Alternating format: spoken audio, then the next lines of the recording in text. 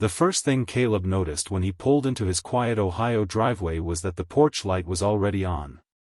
He had been gone for 11 months, and he had imagined this moment 1,000 times, his own key turning in the lock, the familiar smell of home, his boots finally resting beside the door. But there was a woman sitting on the porch who he had never expected to see.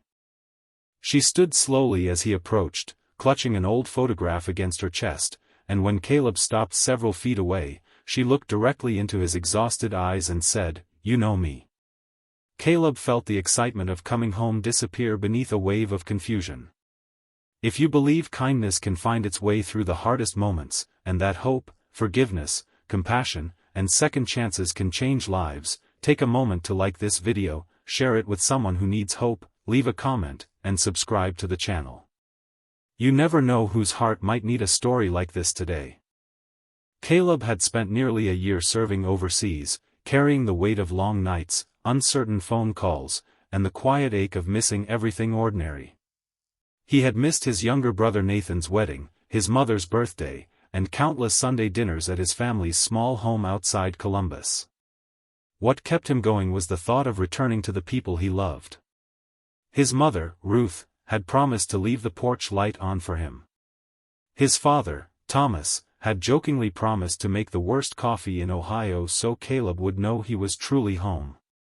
But when Caleb opened the front door that afternoon, the house was strangely silent. His parents were at the hospital with his father, who had undergone an unexpected procedure while Caleb was away. Ruth had sent him a message asking him to come home carefully, but she hadn't mentioned the woman. The woman introduced herself as Hannah Mercer. She appeared to be in her early 40s, with tired eyes and a calmness that seemed almost impossible considering the strange circumstances. She handed Caleb the photograph.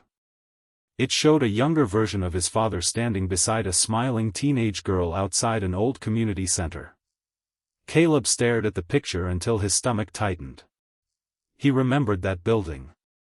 Years ago, before his family had moved to Ohio, his father had volunteered at a youth outreach program there.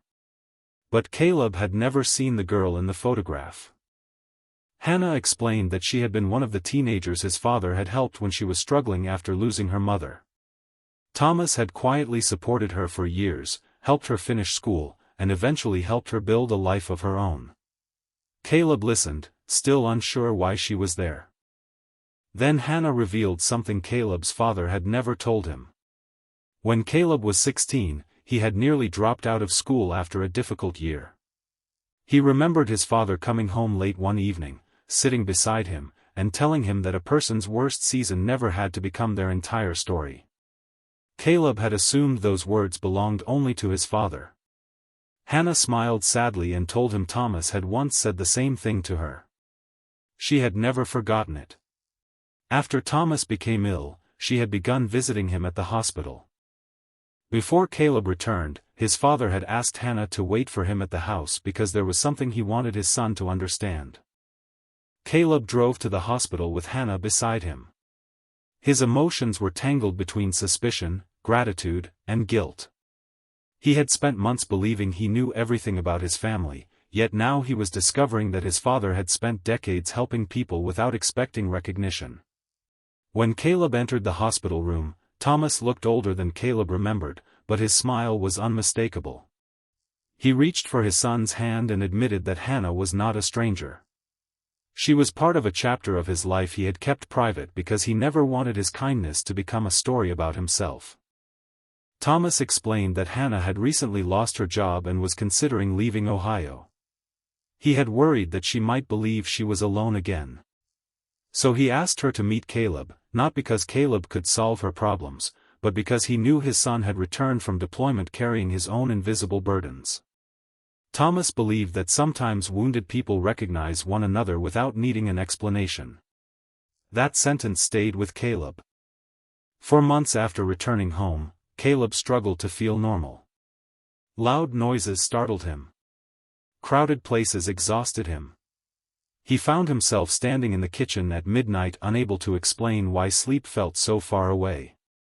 Instead of pretending everything was fine, he began meeting with a counselor through a veterans program.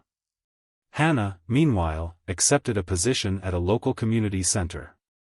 Caleb occasionally volunteered there, first because he wanted to help her, and eventually because he realized he needed the work too. They started organizing food drives, tutoring programs, and support meetings for veterans and families going through difficult seasons. One winter evening, Caleb returned home to find the porch light glowing through the snow. He stood there for a moment, remembering the woman who had been waiting for him months earlier. He finally understood what she had meant when she said, "You know me." She hadn't meant that Caleb remembered her face. She meant that somewhere beneath different histories, different wounds, and different fears, they understood something about each other, the loneliness of trying to rebuild after life changes you. Thomas recovered slowly, and by spring he was sitting on the porch again, drinking his terrible coffee and watching Caleb help Hannah carry boxes into the community center van. Ruth stood beside him, smiling through tears. Their family had gained something unexpected, not a perfect ending, but a larger circle of people who cared for one another.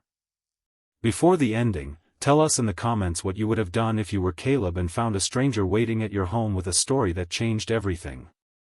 And if this story touched your heart, please support the video with a like, share it with someone who believes people deserve second chances, and stay connected to the channel for more stories about hope, courage, and the unexpected ways kindness returns to us.